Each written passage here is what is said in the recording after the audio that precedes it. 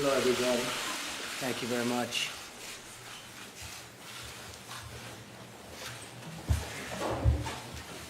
It's great to have you at the White House. And I just wanted to pass on word that Otto Warmbier has just passed away. He spent a year and a half in North Korea. A lot of bad things happened, but at least we got him home to be with his parents, where they were so happy to see him, even though he was in very tough condition, but he just passed away a little while ago. It's a brutal regime, and we'll be able to handle it. But I want to thank you all for being here, special people. I'm really thrilled to welcome many of you for the first time, and certainly the first time meeting as the American Technology Council. We're joined by an incredible group of leaders on the absolute cutting edge of innovation, including many CEOs from the world's most successful businesses. We have approximately $3.5 trillion of market value in this room, but that's almost the exact number that we've created since my election. In fact, I think we have you beat by a little bit, which is a pretty good number, but I congratulate you all. Done an amazing job. Thank you for lending your time and your talent to the American people. A lot of ideas have come out of the room today, and a lot of ideas will over the next short period of time. I also want to welcome Secretary Mnuchin, Secretary Kelly, Administrator Verma, and my Budget Director, Mick Mulvaney. Thank you all. Doing a great job. I want to thank Jared and Chris Liddell, for assembling such a spectacular group of people. They're working very, very hard. I want to thank Ivanka for working so hard on it. It's a real passion. Our goal is to lead a sweeping transformation of the federal government's technology that will deliver dramatically better services for citizens, stronger protection from cyber attacks, which we were just discussing in the Oval Office with a little bit smaller group. That's a big problem. There's no question about it. We're going to be working on it. We're going to solve the problem. And up to $1 trillion in savings for taxpayers over the next 10 years, over $1 trillion. We're embracing big change, bold thinking, and outsider perspectives to transform government and make it the way it should be, and at far less cost. My administration's already taken very historic steps to modernize critical IT systems and make government more transparent. As an example, you're seeing what we're doing with the airports, with all of the billions and billions of dollars that have been spent on planes flying all in the wrong directions. We're getting a change. They spent many billions of dollars, and we are getting that whole system fixed. Money wasted over the last 6 or 7 years, billions. VA Secretary Shulkin recently announced that we're upgrading technology to allow the seamless transfer of veterans' medical records from the Defense Department, which has been a huge problem for decades and decades for our great veterans. We'll have it fixed very soon, but it's been a problem for many, many decades. Across government, we're fixing problems in months that others have not fixed in many, many years. And we're just getting started. 50 years ago, our government drove the innovation that inspired the world and put Americans on the moon. Today, many of our agencies rely on painfully outdated technology. And yet we have the greatest people in technology that the world has ever seen right here with us in this room. And most of them are just nodding as I say that. They're actually agreeing with me, which that's interesting, Eric, right? Government needs to catch up with the technology revolution. We're going to change that with the help of great American businesses like the people assembled. The businesses represented here today employ hundreds of thousands of American workers. Your innovation has shaped the modern world and created millions of jobs. America should be the global leader in government technology just as we are in every other aspect, and we are going to start our big edge again in technology, such an important industry. I view it from the standpoint of jobs and other things. You view it somewhat differently, but we're all in the same ballpark. It's so important, so important. My administration is embracing a new spirit of innovation that will make life better for all Americans.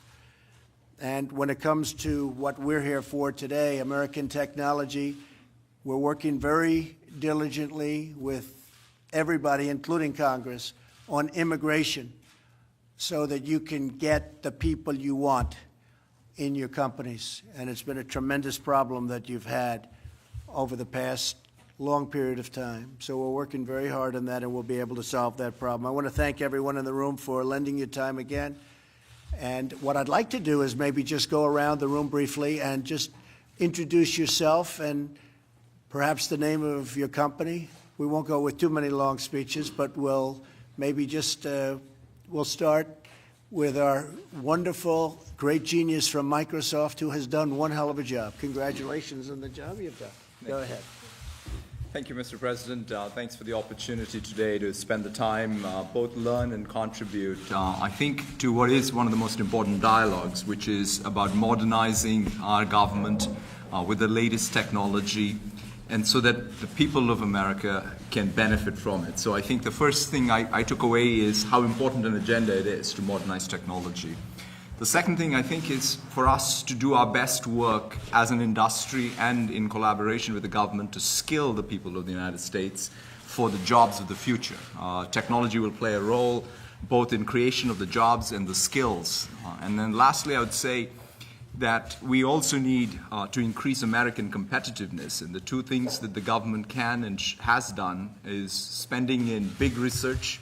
After all the technology that we have today is because it started, in fact, in the government and the research institutions you funded, as well as the enlightened immigration policy. Of course, I'm a beneficiary of that, and I hope that we continue to be able to sort of really make sure that the American competitiveness is what helps us set policy for it. Well, thank you, Satya. And perhaps we could keep it a little shorter than that, folks. Otherwise, we might be here for a long time. Anyway, Jeff. All right, I will be short. I think, when we met before in December, I encouraged this administration that you could be the innovation administration. I'd like to see that kind of thinking continue. I applaud the formation of the Innovation Council, and thank Jared for doing that. Just a couple of things that you could certainly focus on. One would be using commercial technologies wherever possible. I think you guys are already headed that way, but to leverage those will save taxpayers a lot of money.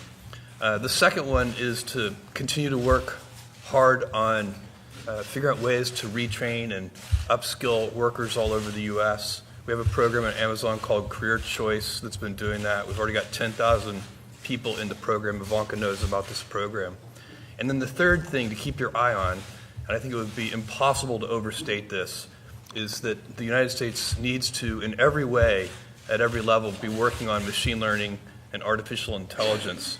And that can be used in every part of government to improve the services that government provides to citizens. Good. Thank you, Jeff. Very good. Thank you. Okay, next. Mr. President, I'm Rafael Reif. I'm MIT's president, and I'm delighted to be part of this terrific group. Let me say that I applaud the focus of the administration and innovation. We are the most innovative country in the world today, and the biggest issue we have among ourselves right now, in my view, is to stay where we are as the most innovative country in the world 30 years from now and beyond. Well, my uncle was a professor there for a long time, so I have a lot of respect for MIT, believe me. Great place. Thank you. Thank you very much. Okay. Yes. I'm Carol Folt. I'm the chancellor at UNC, and I too am delighted to be here talking about innovation and workforce and talent. I mean, people have said what's really important, but when I think about the future, I think of all those kids that have such capacity, and what we're talking about is trying to take every resource we have to put to building that innovation capacity for the country, and so it's great to be here. Thank you very much. Yes, thank you. I'm Tom Layton from Akamai, and we protect government websites from attackers, the majority of the government websites, including whitehouse.gov. The DNC could have used you. Well, it's an important job, and as you can imagine, there's a lot of folks out there trying to do bad things, and we're delighted to help with the effort to save $1 trillion and to secure the government. Good, thank you. Thank you, Mr. President. I'm Zach Bookman, CEO of a company called OpenGov. We have about 1,500 governments across the country as customers of our smart government cloud for budgeting and intelligence and open data. I'm really excited and honored to be a part of today's conversation, and I applaud the work that Jared and so many others here are leading.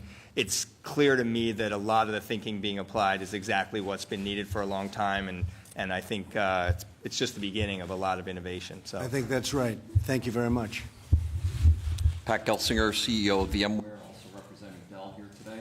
And we're some 70+% of government workloads run in the VMware software today, so we're thrilled to be able to be in that role today. But more importantly, moving it forward to the cloud, we think is critical, this potential in cyber and really putting in place cyber hygiene.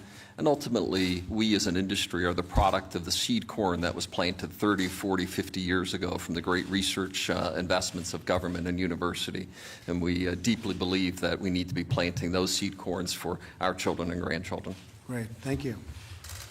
Mr. President, Steve Mollenkopf, CEO of Qualcomm. We thank you for the opportunity to contribute today. I would say our company works a lot on creating the base technology that allows big transitions to exist in cellular technologies. And we're very excited about the upcoming 5G transition. It's going to be a big job creator worldwide. And I think it's important that the U.S. stays competitive, and we applaud the direction that the administration is taking. Thank you very much. Mr. President, my name's John Doerr, chairman of Kleiner Perkins and of a startup company called Nuna. And Jeff would say that your administration will be the innovation administration. And I'd like to challenge it to also be the data liberation administration. There's $1 trillion worth of value locked up in government databases. And if we unlock that, we can transform healthcare, we can improve services for citizens, we can lower the costs of government. And if you set the data free, the entrepreneurs are going to do the rest. I'm particularly impressed by the thinking of Seema Verma over in your Medicare and Medicaid teams, and look forward to working with you. Thank you very much. Thank you.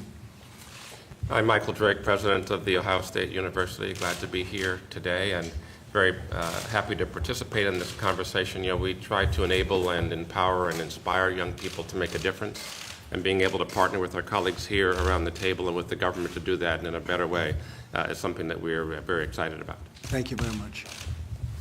I'm Ajay Banga, the CEO of MasterCard, and thank you for having us, Mr. President. I think in addition to what technology and the Internet of Things is going to do for all of us as an opportunity, side by side comes a tremendous responsibility on cybersecurity.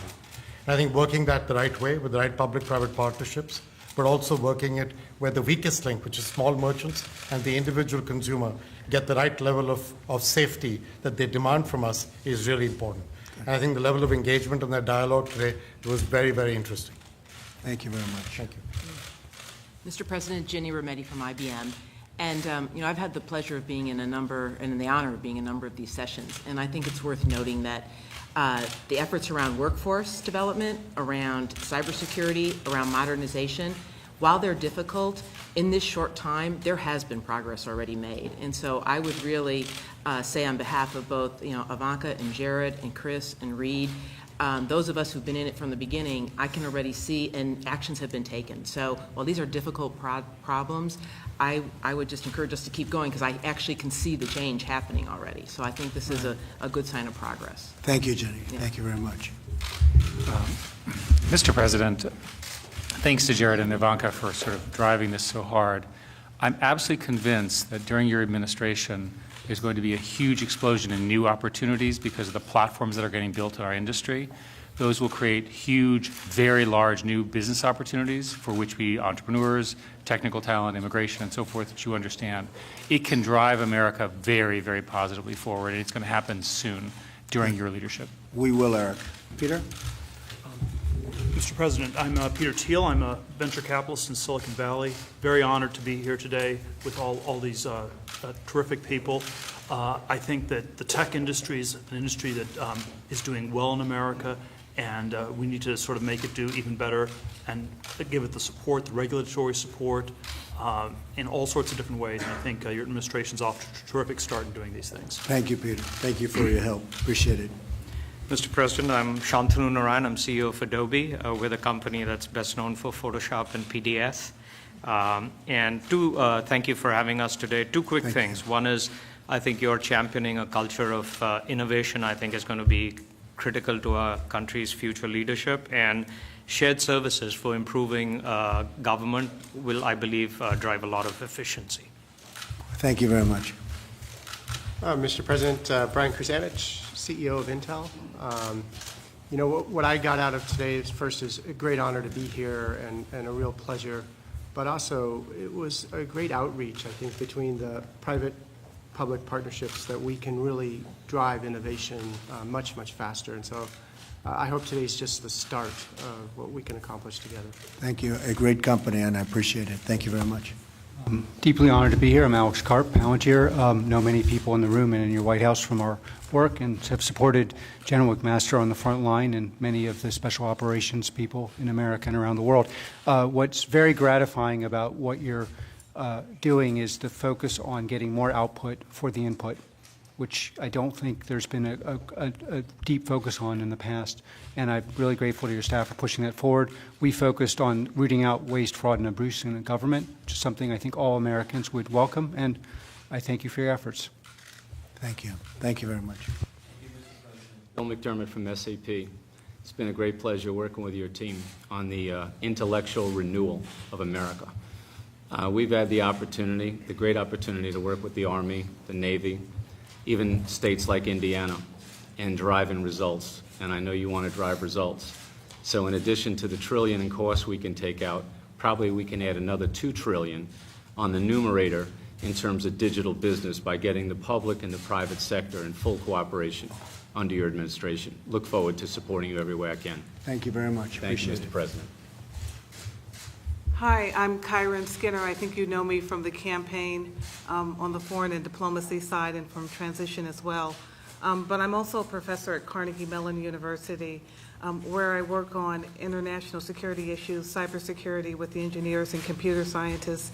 And what I liked most about today is that we talked about recreating the ecosystem of the early decades of the Cold War between among government, the private sector, and the university to regenerate our economy and create innovation. I'm also a fellow at the Hoover Institution at Stanford, and they'll get mad at me if I don't mention that. That's good. Thank you very much. Appreciate it. Thank you, Mr. President. Thank you, Mr. President. I'm Julie Sweep, CEO of North America for Accenture. The level of discourse and enthusiasm in the sessions today, which were very productive, is a powerful reminder of the importance of collaboration. And I think two very clear themes were that modernizing the government is not about technology, it is about outcomes for our citizens. And second is the investment also in our great public servants that this will bring about, and the opportunities for the many people who serve in the federal government today to help them bring better services and outcomes for the citizens. And those are both very important and exciting themes. Thank you. Thank you very much. I'm Safra Katz, CEO of Oracle. We had an absolutely tremendous day working together. The partnership between academia, the government, and commercial enterprises is such a powerful combination together with leadership, which is critical for real success. And you had volunteers from all sides and a lot of people working already and raring to go for the next level. So thank you. Thank you, Sam. I'm Tim Cook from Apple. The U.S. should have the most modern government in the world, and today it doesn't. And it's great to see the effort that Jared is putting in working on things that will pay back in 5 and 10 and 20 years. The government should be focused on its citizens, and the services of the government should be measured on how pleased the citizens are with receiving those services. That basic premise is not how it's done today. And so I would really encourage you to ask the cabinet how they're measuring their parts of government and what they're doing to serve the citizens that they're meant to do. Secondly, totally unrelated, but something I feel very passionate about, coding should be a requirement in every public school. We have a huge deficit in the skills that we need today versus the skills that are there. And we're trying to do our part, or hopefully more than our part, in doing that. But I think leadership from government is also key. Thank you very much, Tim. Appreciate it. And appreciate all you're doing over the last number of months for jobs. Thank you all. Thank you very much. Appreciate it. Thank you.